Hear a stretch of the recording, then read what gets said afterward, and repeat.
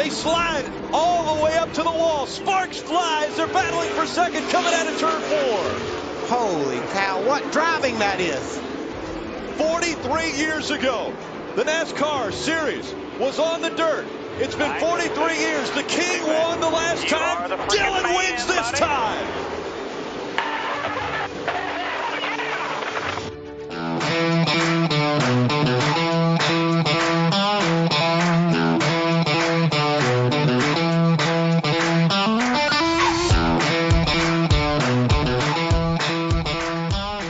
Welcome back, everybody. This is episode 9 of Dirty Air, your number one podcast for all DFS gambling-related NASCAR talk. As always, I'm your host, Ryan Baumel, Gambling DFS Tips on Twitter. Jason Hamlet, DFS NASCAR on Twitter, joins me as well. Jason, what's up? Hey, what's up, guys? Excited to be talking about some Bristol dirt racing. It's almost like our name, Dirty Air, was written for a show about Bristol dirt race. Dirty race. Let's go. And the other side of that, as always, Brandon Cruz, DFS on Twitter. Brandon, what's up? Howdy. Nothing too much. First So off, let's before we start. get into this, I want to start us off here because Brandon Cruz. Oh man, you're fired, Ryan. I guess he's taking over. No, Brandon Cruz. I was fired weeks ago. Was right. I just want to start the show and let everybody know he was right. I did not tweet one thing before the race on Saturday or Sunday. I didn't say good luck. I didn't say no way. I didn't say anything, and I profited all 3 slates. So I told you you. were right. Brandon is not right. He is not right because I was even looking. Busch I was got like hammered. Yeah, but I'm talking just from my point of view. Like, hey, I thought the curse was foolish, but you proved me wrong. Bad news, Brandon, because it always happens to me. So now I'm going to be the one tweeting out no whammies before every race. I guess I'll just start following you and telling you not to put anything. We got more lucky than anything last week, but I'm telling you, Jason, that whole no whammy stuff was that was bad juju. It was. You may be right. It may have just been pushing it a little too hard. And we don't think it. I say we don't think it had anything to do with the first time that last week I ended the podcast with. I hope that there's no whammies. I'm. That is a good point. That's got me thinking now. That's the extent of my NASCAR knowledge, is saying hopefully there's no crashes and there being no crashes. But let's get into it. You talked about it a little bit. Atlanta last week. Jason, first question I always ask: good race, bad race? What did you think of it? It was probably. I mean, it was not a very exciting race to watch. You had one guy dominate the whole race, but. I mean, it was good DFS wise. I think a lot of guys we liked and a lot of guys we were on. We got some good ownership and had some good outcomes out of it. But from a race fan standpoint, it was pretty much of a snooze fest. I ain't gonna lie. I probably had to skip out halfway through for a chunk of the race to play with the kids in the yard, and it was okay. Didn't miss much. Brandon, your thoughts? I have no idea because I obviously had a good week, and so when Monday came around, I saw everybody complain about how the race was too long and how it was boring. And I was like, I did not have the same views because from the drop of the green flag, I was pretty much in the green. So that's awesome. But from the standpoint of watching the show, I was entertained. I don't know if it was more so I was so heavily on Larson, or I thought he'd like everybody that I thought would led laps, and so in my mind I was like, wow, this is a good race. Everything I projected worked, and so maybe that's changing how I looked at the race, because I was like, man, this is a good race. Everything I thought would happen happened. Well, for everybody like me that had a bet on Kyle Larson to win the race, it was about 8 laps too long if I had to take a guess, something like that. It's 2 weeks in a row where it's just been like brutal for me, like in that way, where it's like I had Logano 2 weeks ago, I've got Larson. It's just like, I don't know. And I feel like whenever I have the guy in second place, there's no way he ever catches the guy in first place. It's like there's always, I don't know, whatever. That's why it's called gambling. But so Jason, what was your biggest takeaway from last week? That Kyle Larson is as good as we thought he was. I mean, we said before, I think during the show last week, that he's going to be a force to reckon with all year, and he's going to be a guy you're going to be plugging in your lamps all year. And I mean, I think this week it showed. I mean, he was still only 38% owned. That's probably going to be a lot higher, especially at the dirt track coming up, but even as we go into the season. So I think the secret is out on Larson now. And for Brandon, in terms of his driving ability, has he secured himself as basically part of that cream of the crop of the top tier guys? Yeah, he's the Harvick of last year at this point. He should be, 10-8, 11,000, maybe even 11-2. for the rest of the year. And that's, I mean, I normally don't crown like, a champion or who's going to be the best of the year, but just seeing how far Larson has been ran away from the field on pretty much every single race, not counting the 500, he almost won the road course. He almost won Phoenix. Obviously, he won Vegas. He almost won this race. I mean, his team has been there every single race. Over 50 fastest laps in 3 straight races now. I mean, so yeah, his car's pretty fast. They got a pretty good combination they got going on there.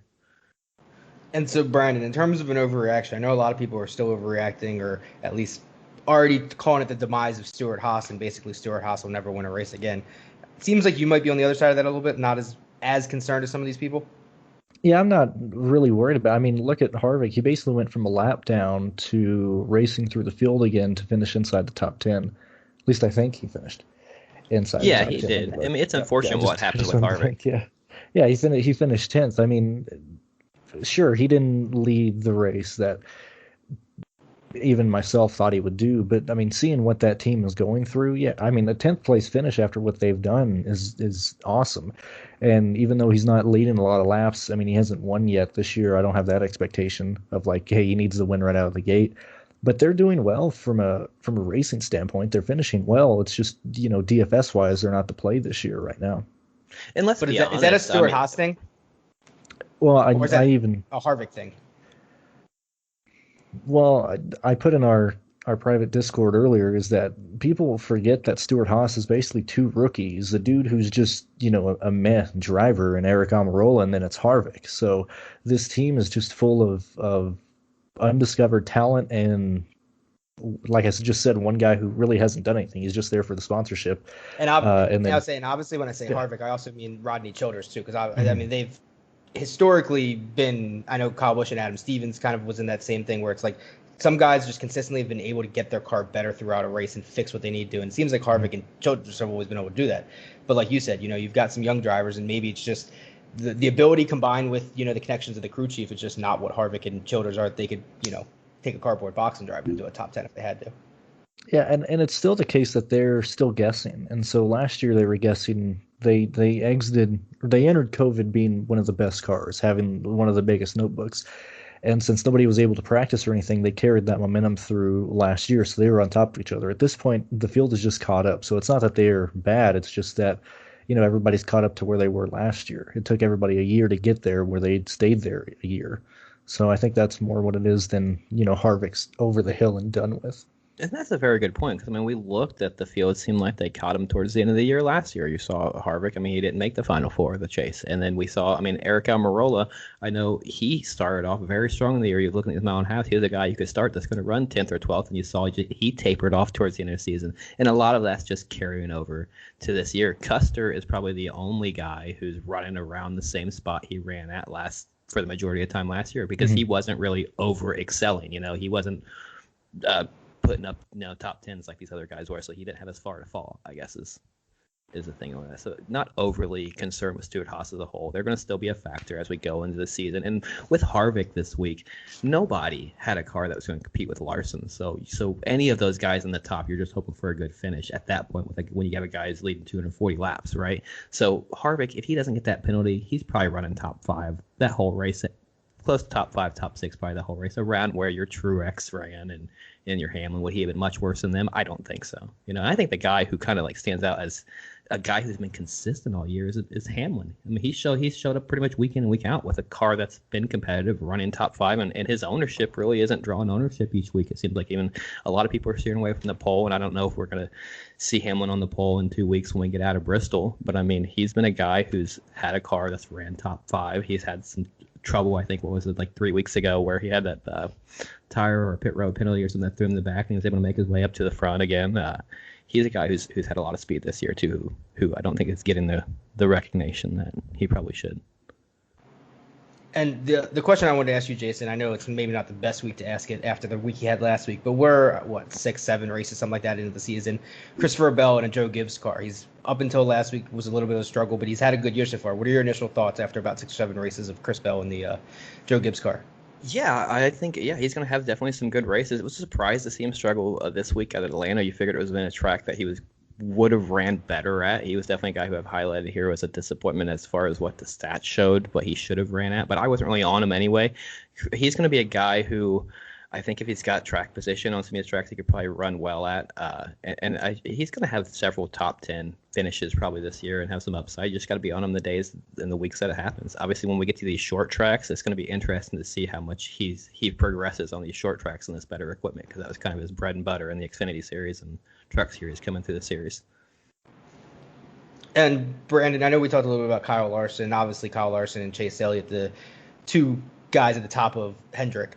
But in terms of Bowman and Byron, I think the last week proved with both of them that when they have a good enough car and they avoid damage, I mean, these guys are good enough to drive into the top 5 every week for the most part.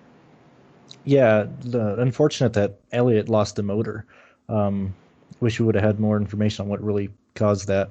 Because right when that happened, I know the broadcast didn't show it or they didn't talk about it, but normally whenever a team loses a motor, they're always like, oh, I wonder if the other Hendrick cars are going to have that issue. And so that was the first thing that went through my mind when Elliott randomly, we hardly ever have mechanical failures in today's NASCAR with how they build everything. And so as soon as Elliott lost the motor, I was like, man, I hope Larson's all right. I hope Dale's all right. I hope this motor's all right. But here, the thing about Byron and Bowman, like, what the hell is up with the ownership on them this week? Like, how did it come in so low, 13 and 12%? Like, I thought for sure they'd be like mid-20s, low 20s. Like, why is everybody sleeping on these Hendricks cars? Like, I was so in love with, like, I don't understand.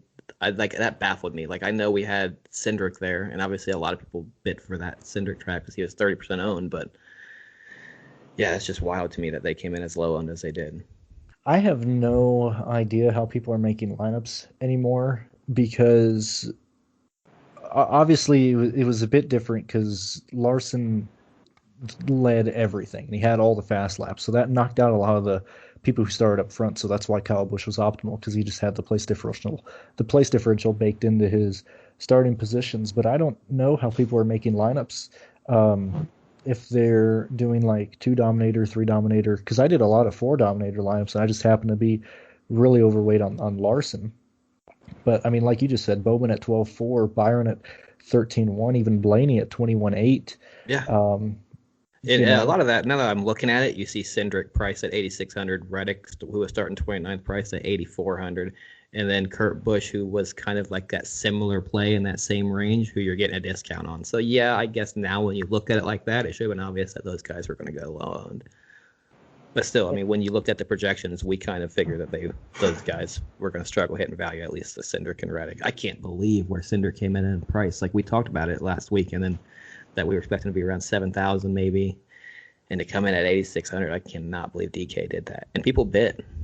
Yeah, I think I really don't understand Truex being 43. That really threw me for a loop because I had very low amount of Truex in terms of I just liked, the guys who've been fast this year. And so I think this once again reinforces the fact that people are looking for, the guaranteed safe plays with Cindric being at 30%, Harvick, his track history, he brought in at 31%.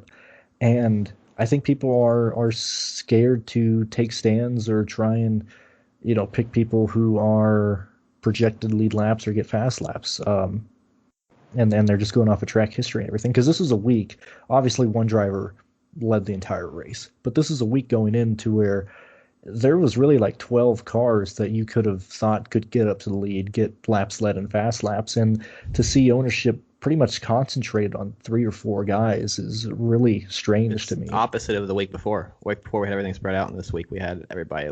I mean, I liked Truex. I mean, but yeah, I didn't expect him to be 43%. I thought I was kind of coming in sneaky. I thought it'd be more Denny. I thought it would more 40% would be closer to Hamlin, and Truex would be a little lower. Yeah, or Harvick even. Like, I don't know why Truex was the highest owned. Yeah, it's definitely weird. I don't know what people are looking at. Maybe because he was 9,600 though. I mean, look at when you're looking at these guys. When you Harvick, Busch, Larson, Keselowski, Hamlin, Elliott, all big names, and Truex is the cheapest name in that group. I mean, is that why people were playing too? And Truex is the cheapest guy to pair with somebody. Is that what it was? Yeah, I don't know. And I mean, we also need to look at the fact that Anthony Alfredo came in at 16.2, which is just crazy. Obviously, he didn't work because he spun on the last pit stop, and Suarez was speed on pit road. But before that, Alfredo, the same argument that I made in my videos, Alfredo should have been 40% owned because him at 5,500 allowed you to play literally whoever you wanted. Like he was the value play that I thought everybody would go to. And so I purposely didn't play Alfredo, hoping that he would make a mistake like he did in the race. And I thought he would be way higher owned. Like if I knew he was going to be 16% owned, I probably would have been 100% Anthony Alfredo because the lineups that he allowed you to make were just amazing. Like I was shocked to see Chris Buescher at 27%, and other guys in that range. It was just really shocking to me to see that, or even Priest at 14.9. Stenhouse at 19%. Yeah, it was just great. Or even Suarez at 7.9. Like I have no idea how people are making lineups this year. It's crazy. So I'm just going back to I'm playing whoever I think is going to do well. Yeah, that's exactly it. Yeah, pick out the guys and the plays that you think, and then just if you get leverage on the field, you get leverage on the field. But I mean, I think you're going to have spots with leverage regardless with the way people are making lineups right now. And a couple more guys I want to mention real quick before we move on to next week. Jason, so a guy we've talked more about this year than I can remember in past years. Although the finish at Homestead wasn't what it should have been, he led 50-plus laps, ran basically top 10 the majority of this race.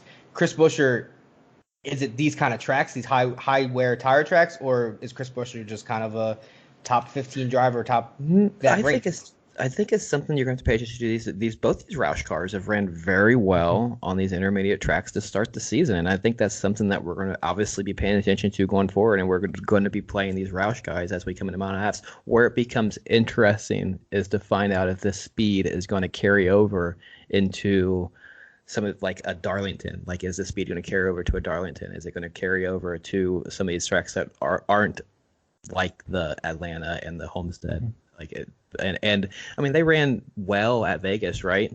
Let's see here. Something that has the high tire wear. Let's see what they ran at Vegas. Buescher, yeah, he ran around 17th, and then Newman ran around like 21st. So they didn't run as well at the high tire wear. So that's something that we're going to have to pay attention to going forward. Is it they're going to be at Darlington and they're going to be at like a Charlotte as we're going forward? I don't know. It's just, but Roush has definitely made improvements at this point in their program, it looks like. And Brandon, how about the thoughts on Penske? Obviously, Ryan Blaney won the race. From a casual fan point of view, from my eyes, it looks like Blaney had the second best car pretty much the entire race. Obviously, Larson having the best car. But your thoughts on Penske as a whole? Obviously, Blaney winning, but also Logano and Keselowski.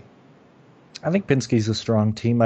I was kind of baffled to see that the minor fender bender that Keselowski had with Truex basically plummeted that car to being lapped. I mean, I guess that really shows how aero sensitive these cars are, because when I saw it, I was like, oh, well, that's unfortunate. They made contact, and then right after that, Keselowski's race was pretty much over. But Penske's been a good team. And I mean, if you look at the race winners this year and say like, oh, who did you think was going to be the first winner? And it was McDowell. Okay, who's going to be the first driver for Joe Gibbs to win a race? Oh, it's Christopher Bell. Okay, what about Hendrick? Oh, it's Kyle Larson. Okay, what about Penske? Oh, it's Ryan Blaney. And so, nobody knows what's going to happen, man. I mean, we're all guessing. It really just goes back to that nobody knows. We literally don't know what's going to happen. And so speaking of us guessing, Jason, the last thing I wanted to ask, we saw this week, I don't know, I guess it was 20 minutes before the race, maybe a little bit longer than that, some things coming out on Twitter that I guess, I don't know exactly, but I guess Austin Dillon, they had started the car, there was smoke coming out of the motor, something like that. There was some sort of concern, and then RCR basically was like, there's no issue, it got started, it's whatever. If you see something like that, does that affect how you look at your lineups? Do you Twitter dive? What's your process? It shouldn't affect. My first reaction to that was, like, these guys they're professionals. This is what they do, is they look at that motor. They found out with enough time where they could have changed the motor if they thought it was a problem. They're not going to just be like, fuck it, it'll probably be all right. At least I don't think they would. So I feel like if they thought there was something wrong, they had the time to change it, they would have changed the motor. So I wish I could say that I didn't move him out of the lineup. That I ended up switching Dillon to Custer, who did all right, but this was my lineup that finished 10th in the $44.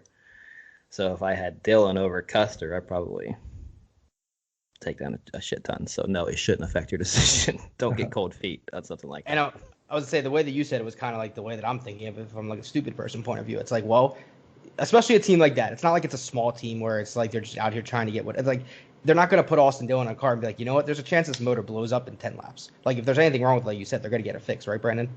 Yeah, and I was going to say that. I'll use a couple examples here. One I'll use for like,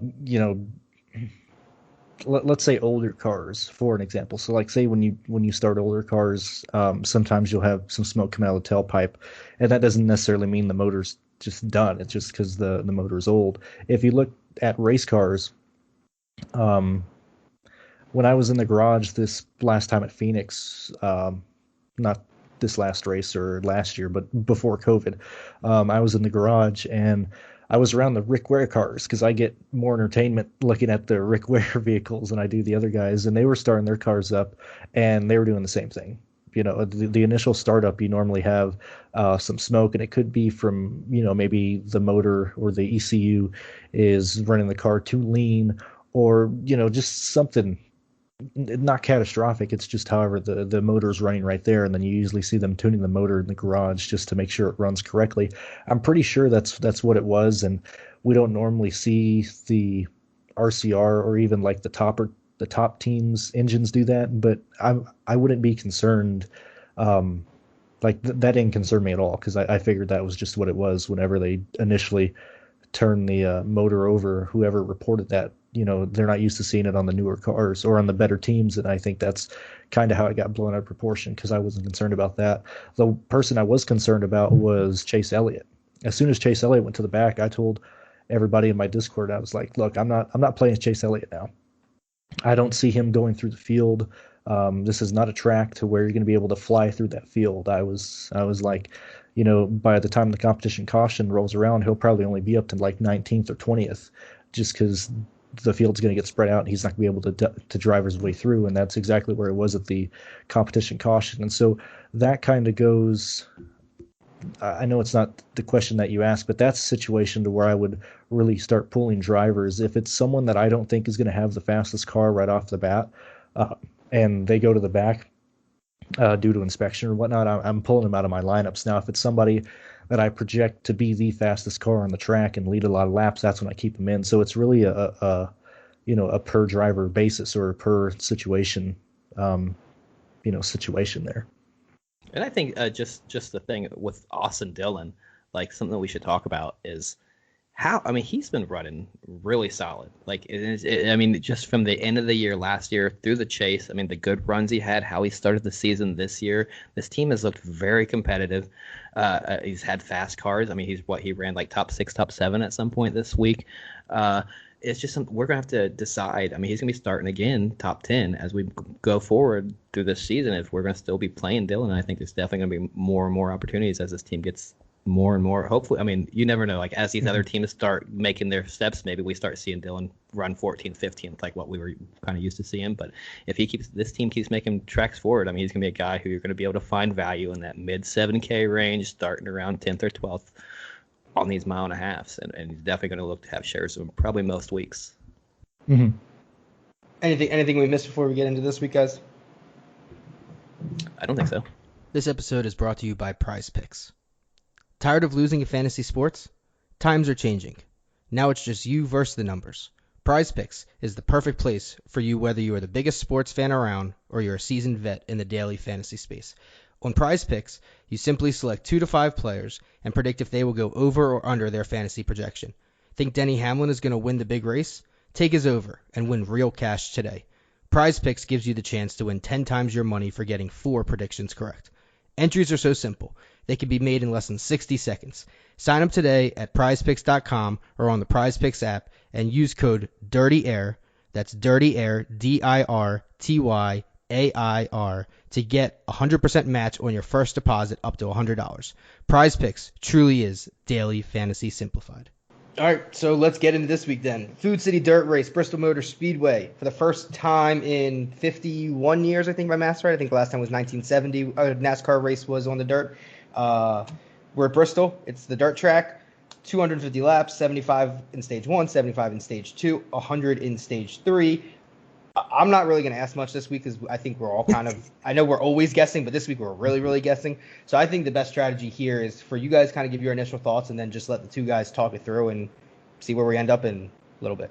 No, I want your views too. You matter. You're not just the questionnaire here. Well, my views for the way to start this is the first question I'll ask for Jason. Which of these Cup drivers have any dirt history, or I know obviously Larson last year while he was suspended and all of that was back to his dirt roots. What are some guys that have some dirt to you? Well, I mean, there are going to be like your obvious guys, but these are guys like you got like what you just said. We're all guys, and everybody knows the guys who are good on dirt. I mean, they should. Like, I mean, if you follow NASCAR, if people who are doing research for this, they're going to be landing on the same guys. Like, Kyle Larson, obviously great on the dirt. Chase Briscoe, Christopher Bell. But I mean, really, if we look at this, I don't know like how much like you can look at a guy's modified career, and is that going to transfer over to racing these heavy cars on this track, on this surface? Like, I don't know how much it's going to transfer over. I mean, if we look at this, the guys who even have experience on just Eldora and the Truck Series, I mean, it's not a lot of the field. Like, it's like 15 to 16 guys in the field that have even experience in these heavy cars on a dirt track. So, like, I really don't know. Like, we can say Chase Briscoe is a good dirt driver, but, I mean, he's good in a modified. Like, how is he going to do on this surface, on this heavy car? I don't know. Like, so that's kind of where I'm wondering with Brandon, like how much of what we've seen at Eldora is going to translate to this. That was going to be my question for Brandon. Are you looking more at the way they've raced modified in dirt, or are you looking at how some of these guys have raced at Eldora in the Truck Series? I'm not looking at Eldora. I mean, this is a completely different animal. The same question would be if you're racing at Bristol, like the regular Bristol. Are you looking at how they run at Charlotte? Are you looking at how they ran it, Chicago? See, that's why I'm asking, because I don't know if any of that's relevant. To me, like my initial instinct on this race is I want to watch practice. I want to see the guys that I feel like look comfortable on the track. Like, I think this week, what do we got? 4 practices on Friday, 2 trucks, 2 cups. Like, sitting there and watching these practices is going to be probably the most beneficial thing you can do for this. Like, more beneficial than looking in the modified, looking at how guys ran out of the door. I think just watching that is going to be where you're going to learn the most. Am I wrong? The thing that pisses me off about that the most is entering this week. Like, I'll talk a little bit here for like a minute and a half. And in the practices, I'm not going to look at. I'll look at the practice data, obviously, but I'm not going to, sell my soul to any of that. I'm not going to be looking at 10-lap averages, 15-lap averages, fastest lap averages, or the fastest lap. I don't care about any of that because the track's going to change so much. None of that's going to be like if you run a fast lap or a fast run in the first 5 minutes of practice and then the track changes and then you're now the 8th fastest car late in practice. That doesn't mean you had the fastest car if that time you put up early it stands as the fastest one. I'm going to be doing more of the eyeball test, I hate to say that, but that's really going to be what it is. What makes me mad about it is that I know Fox is going to provide just dog shit coverage. I know they're going to zoom in on one car, like they're going to be talking about a driver, and instead of showing how he's entering the corner or how they're driving in, they're going to be zooming in on the car, like extra zoom in to where you're like looking at his like corner panel or whatever, and you don't really learn how the car is acting. And so that's the thing I'm not looking forward to because I don't think the coverage is going to really provide a good eyeball. I think FS1 does a pretty good job on practices, don't they? I think they do okay. I mean, they have a lot of good conversations. They don't do good talk in the about races. A lot. Not the races. I said FS1 in the practices. I think in the past have been pretty good. Well, what are they going to do? It's like, I'm Jamie Little. I'm here talking with Joey Logano. Joey, how's the car working? Oh, well, I'm all over the place. I don't really know. This is fun. That doesn't do anything. I want to see what the cars are doing. Right. I don't need these guys. Let's hope it's not that. We got like 4 hours. Hopefully we get some to see some cars on track. I hope so. Going back to Ryan's question at the start of people with track history I'm looking at, the only thing that I would really consider is how the amount of experience of knowing how the dirt changes. And even with that, this is such a crappy surface. I don't think that really matters as well, because you can check out my video on that. I complain about the clay that they chose. I don't think it's going to really provide good racing. I felt really good when I started listening to Motor Mouths on NBC this morning, their show that they did last night, and then hearing Jeff Gordon on Race Hub today, basically say the same thing of, this cushion's not going to form. This type of clay doesn't form a cushion. And so I mean, this is horrible. This racing surface is going to be horrible. So even if you're looking at somebody like Tyler Reddick, the California kid, back in his late model days, a guy who grew up racing dirt tracks and understanding how the dirt is going to change. I mean, this is not that dirt that he raced on. This is not a type of dirt on the type of track that we're racing on here that anybody's really ever seen before. So I think it really evens the field out a lot. And I guess, like, my question would be for you, Brandon. Like, we know, like, when we go to a road course, correct? Like, equipment isn't as important. Right? You can take a great road course driver and throw them in shit equipment, and they can run well on a road course, right? Is that the case when we go to when do you see going to this week? Like, do you think that like we can see some of these guys with the experience where racing these Rick Ware cars? Like, do you think that equipment is going to be well enough for some of these guys with experience to actually run well? I'll answer that in two ways. If you look at the Eldora races, we had Scott Bloomquist hop in a Kyle Busch Motorsports truck, and he really couldn't get anything out of it. And we had Mark Marlar, though, hopped in a car, ran top 5, right? I mean, yeah, he did run. So it depends on how good the driver is. I don't think it's necessarily how good the let me see where Mike finished. Well then, so good. I've got the perfect question for you while you're talking about that. Okay. So this week in odds, it's a super weird week in odds. Obviously, Kyle Larson's the favorite. Kyle Larson, whether this was on pavement or dirt or whatever, it seems like the way he's been running. But the other guys at the top are the dirt track guys. They're not these guys that are normally the top, cream of the crop. Christopher Bell, Austin Dillon, Ricky Stenhouse, Chase Briscoe, all guys under 15-1. The one that shocked me in the 77 Spire car was Stuart Friesen. He's 15-1 as well. What are your thoughts on him? I mean, entering the week, I don't really have thoughts on anyone. It's not like I don't think Larson is that big of a favorite. I don't think I don't think he's going to show up and just sweep the field. I don't think he has that big of an advantage. I mean, yeah, he's only got one win on his 3 outdoor races, so it's not like he went out there and won every freaking race he's racing the truck on the dirt series. So I mean, yeah, for the win. Well, I'm not looking at Eldora at all. I'm not looking at how they've ran. If anything, I would look at how the team's equipment ran. Like for the truck series, I'd see how often those trucks DNF'd or if they had mechanical issues. But that's really about it. If you looked at Larson, he had the best car in about 4 of those Eldora races, and 2 of them he hit the wall and DNF'd just because he was trying to pass the leader. And looking at Stuart Friesen, I don't know. I think the reason he's in the Spire car is because they just wanted somebody who has experience in these types of cars with this type of weight, like on the asphalt side in their car. I don't know. Like I don't even know what to think about his wife racing him in the truck series either. So I don't know. Yeah, that's wild, ain't it? So I say, going back to what Jason was kind of saying, which was the reason I brought up Stuart Friesen. A smaller car, not one of the higher money team cars, in a Spire car. You said it depends on the quality of the driver. So tell me about the quality of the driver for those that might not know about Stuart Friesen. Do you think he's good enough to drive a car like this, or Yeah.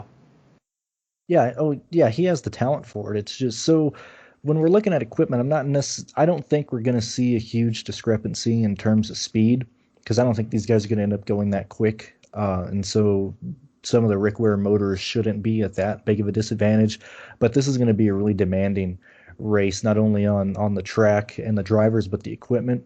I know they're doing some reinforcements. I still got to read into it because they mentioned it slide on Race Up, and I normally don't watch Race Up, but I wanted to watch this one because I knew they talk about it. But I got to go read. They're reinforcing the sides and the quarter panels to make them, a bit more sturdy. But even with that, I mean, these cars are made out of paper mache. I'm sure they're going to fall apart. I'm curious about how the front suspensions are going to go because we saw, upper control arms, lower control arms, spindles break. These are cars that are designed to run on dirt. and they were braking under the stress. So I don't think it's motor situations. I think it's more of how the shocks and springs and suspensions are going to perform in this race. And so even if I don't know. Hopefully that answers your question. I'm not really sure. Yeah, and I guess I'll say, go ahead. Am I wrong to want to view this race as just by where the guys are starting and not really look at the driver? Like, that's just where I'm leaning at right now. Like, obviously, like I think I'll like some of these guys like Larson or Bell. Like I think my strategy I'm right now looking at is just playing a couple guys in each lineup that are really good dirt racers who are starting towards the front, and then everybody else, I'm just starting in the back, guys that who might be able to keep it clean, who look comfortable racing in the dirt, who have a poor qualifying race, or just take it easy on it, and just to let the attrition take its course and not get those big negative swings. I mean, is it I know it's not like a restricted plate race or super speedway where we're going to have a big wreck, but I mean, if we're talking, we could see 15, 17 cars drop out of this race. I mean, is that too high of a number? Is that real? I think that's probably realistic. No, not at all. I think it's going to be very much on par with a plate track. This is a plate track on dirt in terms of DFS. And I don't know if, I would imagine the optimal lineup is maybe one dirt ringer, two good drivers, like in the Cup Series in general, and then three drivers who just survive. And then, so if you're making lineups like that, I mean, I'm gonna be doing everything, 6-6, 4-2, 3-3, but probably primarily, and even a 5-1, but probably primarily I'm focusing on place differential, because I don't think because the starting grid is going to be determined by passing points. And for those of you that don't know what that is, basically it's real life place differential, if you just want to simplify it that way. And so imagine you have DraftKings points in your heat race. Your 10 drivers, first place is at 43, 10th is at whatever it is on DraftKings, and you gain a position. If you gain a position, you get a place differential. If you lose a place, you lose a place differential. And then whoever has the most place or the most total points at the end of the heat race, that's who starts on the pole. That's who starts second, third, and fourth, and fifth. And so that doesn't necessarily mean the pole sitter is going to lead laps. That doesn't mean the second, third, or fourth car is even, those fastest cars. And so I'm going to be focusing lineups on place differential. I'm not don't you want, I mean, at least some point, some guys who are starting away from the chaos a little bit, or is there something about those guys in those first 2-4 positions? They're going to be the first ones in there, or they're just going to be the first ones to smash the wall? I don't know. I mean, we don't know. We'll have to see how practice works. I don't know how these cars are going to perform after really thinking about it. They're either going to be far too loose or just plowing into the corners. And so, I mean, 250 laps. There's a lot of mistakes that can happen, not just from the driver, but one change on the track, one change in the corner, one pothole here or there can upset a car and send it into the wall, and then it just collects tons and tons of people. I really hope this doesn't turn into like a caution every 4 or 5 laps deal where we run pretty much the whole race under caution, where they just can't run. Like, I just pray to God. Like, I want to see, obviously, action. I'm here for the chaos. I just don't want it to be chaos the entire night and be a laughing stock and just look like the worst mistake they ever made. Like, I don't want it to look like the worst mistake. I want it to be entertaining, fun, give us some excitement with some chaos, but still be something that we can look back and say it was a pretty good time. I think it'll be very entertaining from a race, but just because something's entertaining doesn't make it good racing. And I'm on the fence that I don't think they're going to do this again. So if I'm viewing it in that's like, I think they bring the Cup cars back to dirt. I don't think they take them back to Bristol. And so if that's the case, maybe not every single lap have a yellow, but I think having a car spin out and maybe not be able to refire or spin out and hit the wall hard enough to where they're leaving debris on the track, or just in an awkward position where NASCAR feels they need to throw yellow. If that happens every 17 laps, I would not be shocked. So, Brandon, the one more question I had about equipment for you, in terms of tires on dirt, is this something we shouldn't expect to see many flat tires unless it's obviously some damage to the car and causes a rub and maybe cuts it that way? Or are tires, I guess it's a question, are they better or worse on dirt? Obviously different kinds of tires, but how do you look at treaded tires, don't we? Yeah, but it's still, so God bless these NASCAR reporters because they don't do any real journalism. So we have no idea what type of compound they're running. All we know is that it's not the tire that they ran out of Dora. So I would imagine that they're bringing hopefully a better made tire. Looking at some of the guys that I knew who were racing this weekend at Bristol and just hearing how Hoosier was running, the brand Hoosier Racing Tire, they were the ones providing the cars last week, or the tires last week. They ran into and I even talked about this in my video, but they ran into more load than they expected. The competitors were saying that this track was providing way more heat to the tires than they thought they would, and so they were seeing blisters. They were seeing tires starting to chunk in certain races at certain times.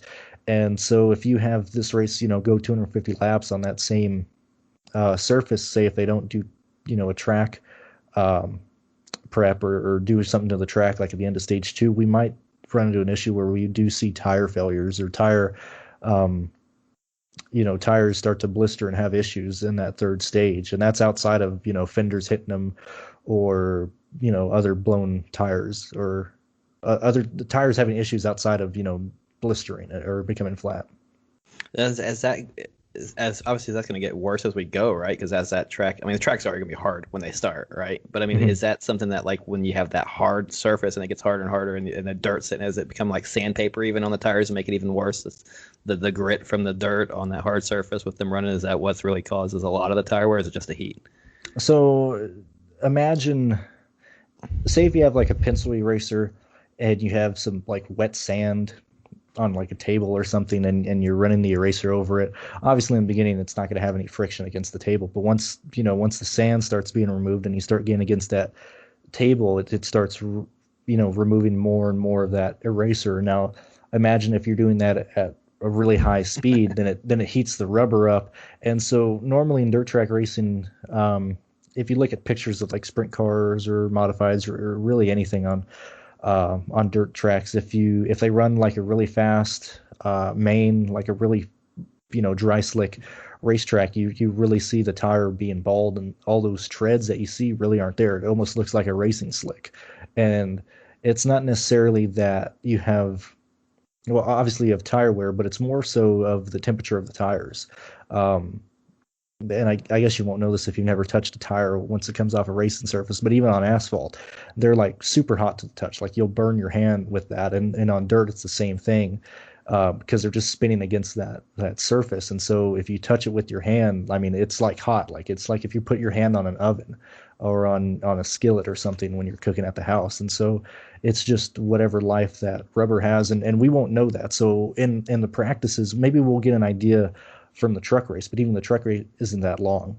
But in practice, I assume they're going to give them like a fresher racetrack with more moisture in it, despite the fact this track won't have a lot of moisture in it to start off with. But that track will be a lot more forgiving on tire wear than the one that the Cup car is going to be in on stage 3. And how about the pit stops? I know they're doing what they're called controlled pit stops, I believe, for the new NASCAR fans. How are the pit stops going to work, or are we not even exactly sure? They can't gain positions, right? They pit. Yeah, you can't gain. It's just what the trucks were doing last year when they were on independent weekends without the other series. So I'm sure. I don't know if they're going to designate like the end of the stage to pit. I don't know if you can pit during cautions.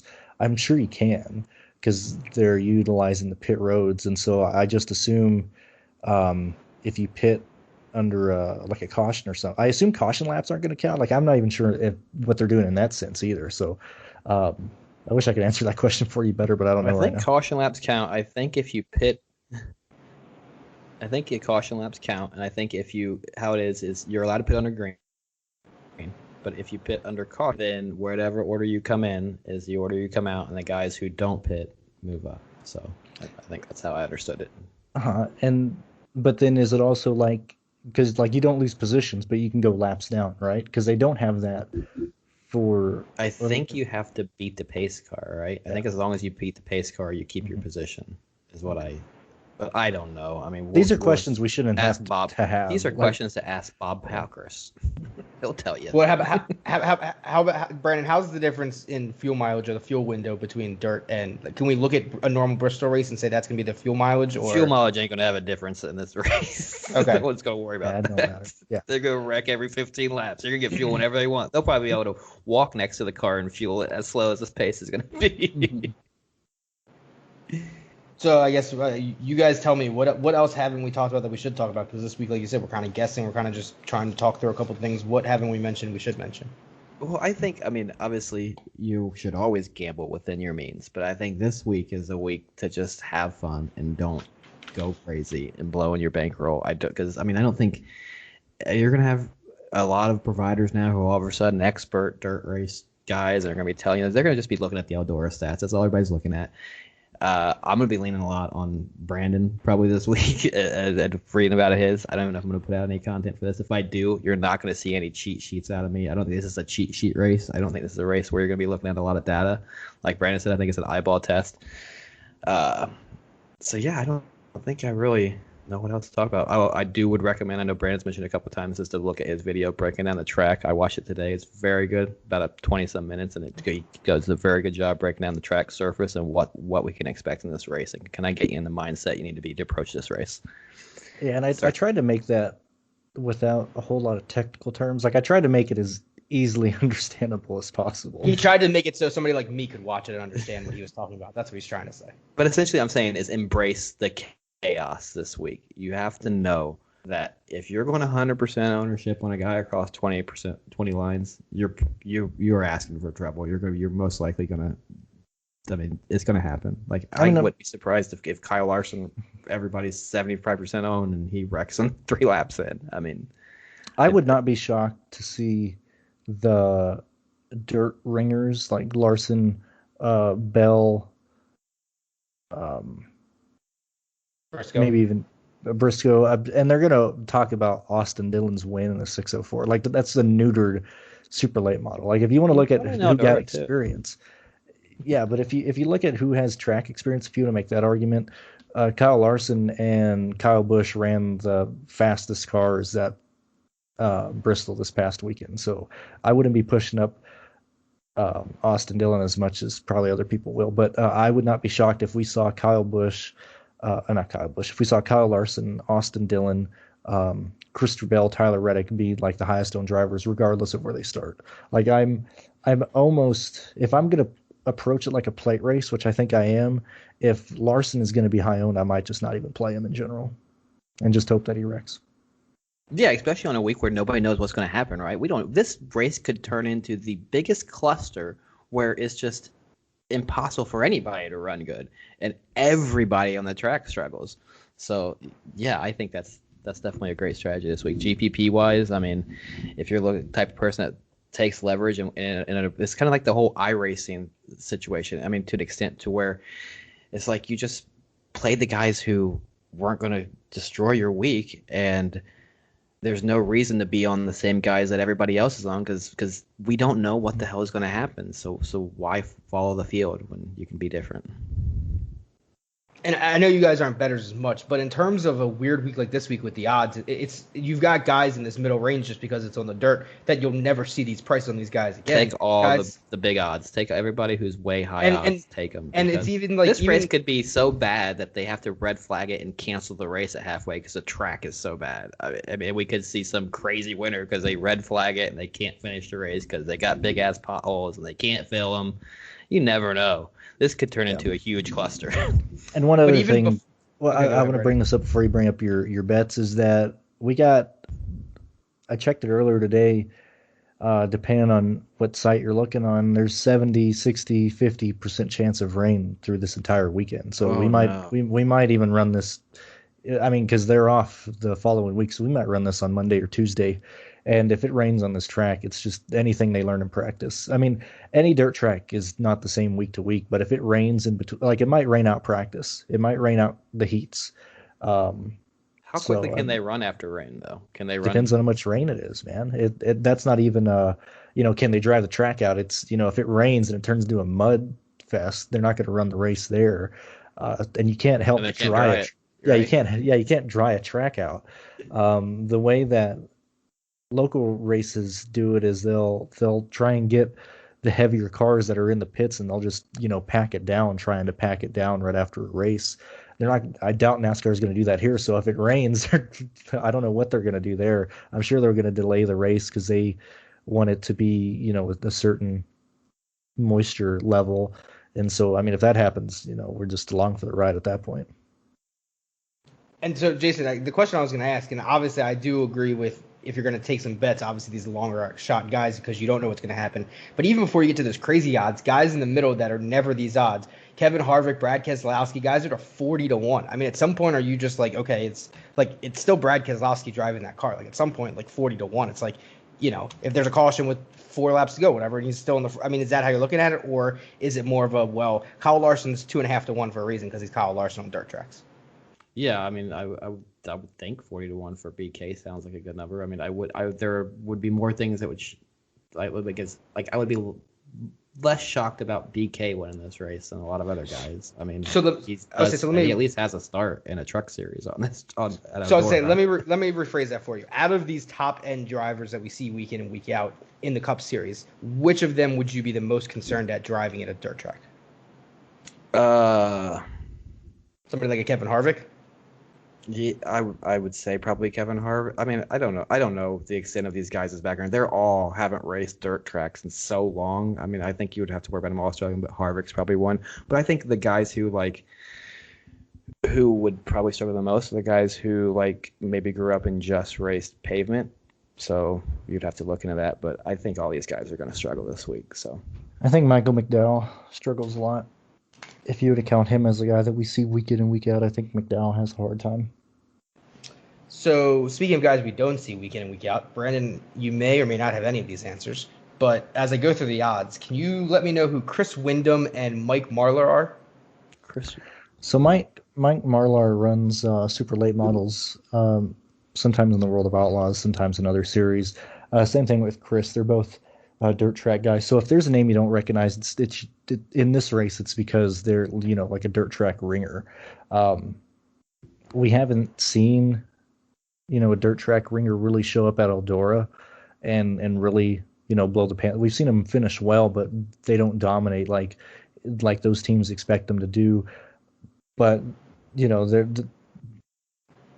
I don't have expectations for any of these road ringers to hop in and finish, in the top 5. But if they run 8th, I wouldn't be shocked if that helps you out.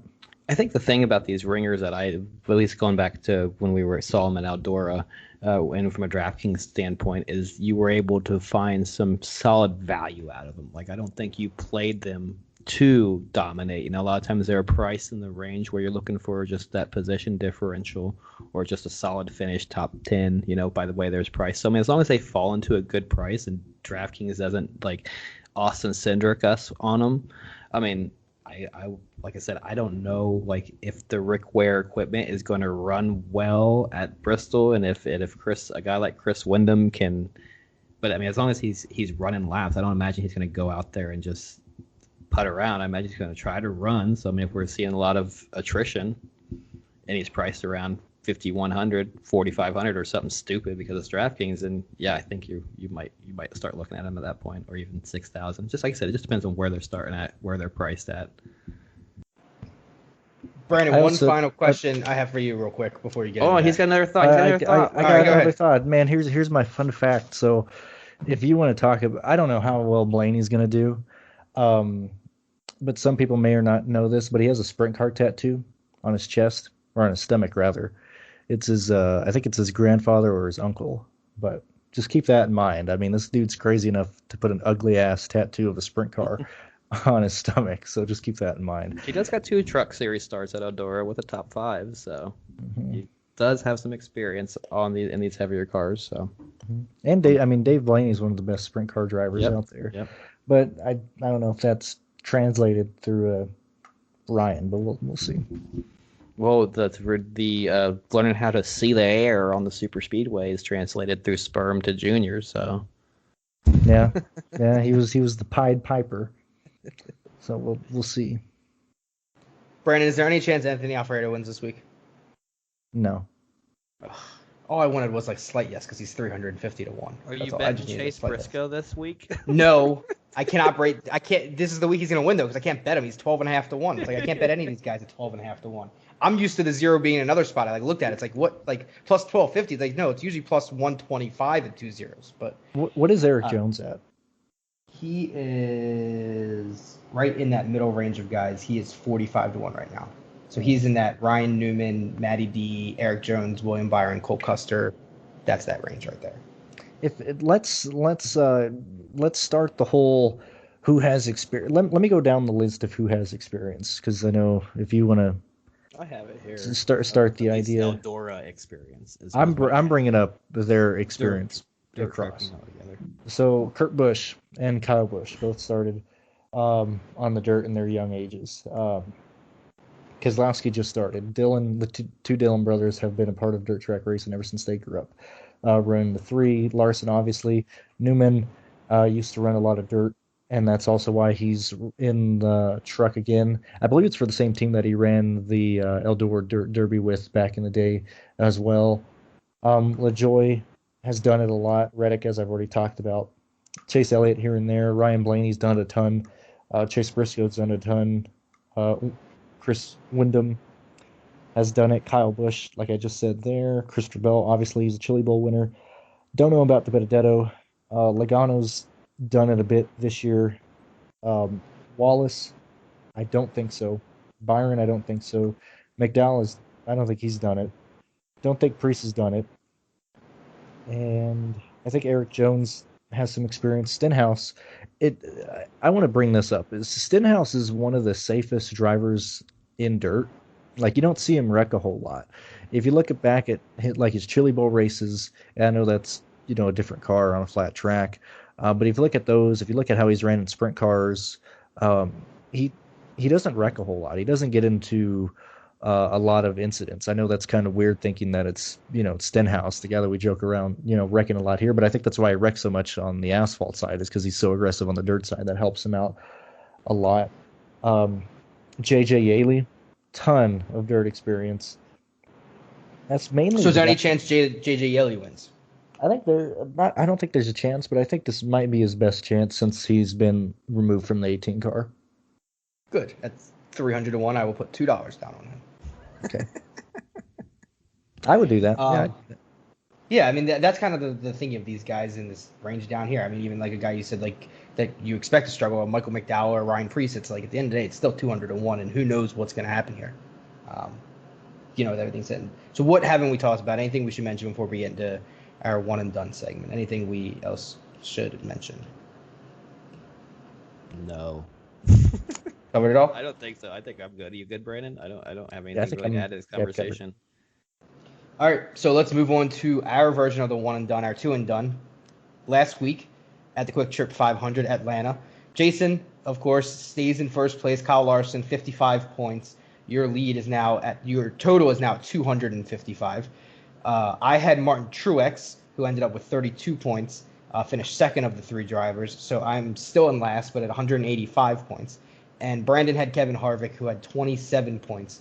So Brandon's pretty much smack dab in the middle, right between me and Jason. Jason's got 255, Brandon's got 217, and I have 185. So Brandon, you have the first choice this week with Harvick having the least amount last week. Who was your choice this week? In terms of one and done, I think I could really use this to use a guy that I think can do well. I don't know if I'll ever play him again this year, but I'll use Ryan Newman. I was afraid you were going to take who I was going to play. So I will give you Ryan Newman. And now, to further answer Jason's question from earlier, no, I will not be betting him, but in case he wins this week, I will make sure I have some sort of action on him. So Chase Briscoe is my one and done this week. Give me Christopher Bell. All right. I'm not going to take Larson on this week. I'm not going to use my last. Nobody wanted to use their last Larson. Jason's going to be out of Hendrick drivers like the 12th race of the year. He's not even in the play. He uses all the good drivers before they get into the playoffs. At least last week he finally used a Hendrick driver and got a lot of points out of him. It's the first time he's done that. Hey, I still got all my Harvick to go. Once Harvick turns around, I still got 2 to use of him. So Yeah, I'm going to. Let's just make last sure week. Last week, if they can't hit it there, I'm not saying I think you'll win this year, but if they didn't hit it at Atlanta, they might not hit it. Like you said, he got behind early, so who knows? I know you said you might not have much content this week, but I'm sure you'll have something. And then for other weeks, tell the people where they can find your stuff at. Free NASCARDFS.com. I'm sure I'll put out something probably. I don't know. I haven't really decided on how in depth I want to go with my content this week. I might just throw out some picks, but free NASCARDFS.com. I might just take the week off. But it seems like one of those, like, you're going to go out like, oh, I'm just going to have like 1 or 2 beers, and then at the end of the week you're going to have like a 3,000. Yeah, probably. Yeah, and then make sure you guys also follow him, DFS NASCAR, on Twitter as well. Brandon, where can we find your stuff this week and every other week? You can find me at Brandon Cruz DFS on Twitter, YouTube, Patreon. I'm gonna have a Truck Series video out, a Cup Series video out, and then 2 live shows. At least we should do 2 live shows this week. Pierce and I are still debating on what we're gonna do for Saturday since we have the heats for the Truck Series. So we don't know if we're gonna do them. If we do a live show, I would imagine it's right after the truck heats. But 10 a.m. Sunday is when we do our truck or our Cup live show. So check us out on my YouTube channel there. And obviously, make sure you guys check out my stuff. I am Gambling DFS Tips on Twitter. My website, betwithbommel.com. NASCAR bets, other bets. Past couple weeks, we've been doing pretty well. NASCAR hit 2 prop bets last week.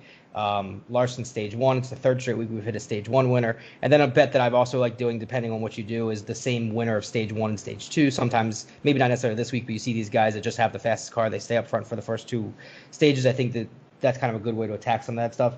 So make sure you follow me for all of my stuff. Guys, before we wrap it up, any final words from anybody? You've done pretty well on picking stage 1 winners. I just want to bring that out.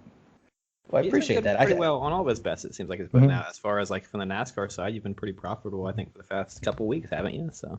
Yep, and then last week in addition to that was 3 or 4 on the matchup bets. And just 2 weeks ago having Logano to win, last week having Larson to win. Obviously, a couple more bets you would have liked with guys dominating the race, but it's part of gambling. It's part of what it is, and especially in NASCAR, you if you've got an outright on a guy, you want him to have a chance to win with 10 laps left. That's kind of where we look at it.